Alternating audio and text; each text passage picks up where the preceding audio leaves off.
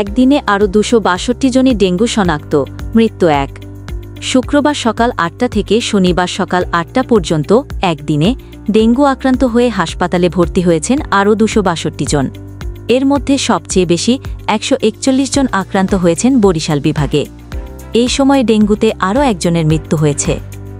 শনিবার 28 জুন স্বাস্থ্য অধিদপ্তরের হেলথ এমার্জেন্সি অপারেশন সেন্টার ও কন্ট্রোল রুম থেকে পাঠানো এক সংবাদ বিজ্ঞপ্তিতে এই সব জানানো হয়।